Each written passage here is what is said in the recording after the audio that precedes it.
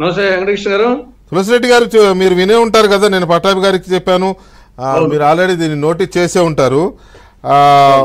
India Today C Voter survey కాస్త credibility ఉన్న survey, మరీ 100% అలాగే దిగిపోద్దని నేను అన్నాను, కానీ కొంత వాస్తవాలకు ప్రజల అభిప్రాయానికి కొంచెం రిఫ్లెక్ట్ చేసే విధంగా ఉంటుంది ఎవ్రీ టైం.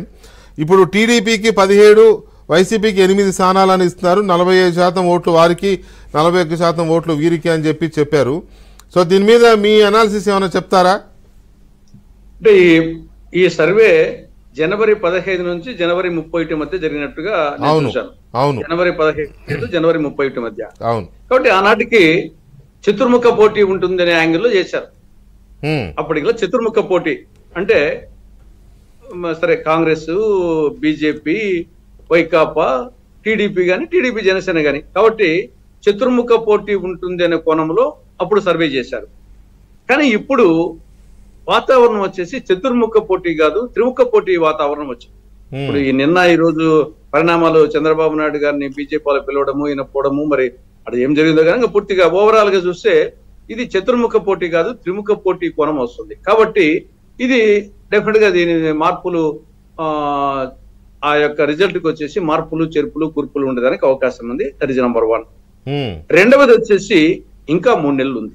జనరల్ గా మీరు చెప్పినట్టు జనరల్ గా ట్రెండ్ వస్తా ఉంటుంది, కానీ యూజువల్ గా election moment last 2 to 3 months అనేది ట్రెండ్ అనూహ్యంగా వచ్చేసి పెరగగా మారిపోతూ ఉంటుంది, మార్చే అవకాశాలు కూడా ఉంటాయి. కాబట్టి అదొక యాంగిల్ ఆలోచించాలా. ఇక మూడవది, ఏది ఏమైనా ఓవరాల్ గా వైకాపా ఓటమి తథ్యం అనే దానికి మనకి ఈ సర్వేనే కాదు, అనేక మనకు దృష్టాంతాలు కనపడుతున్నాయి.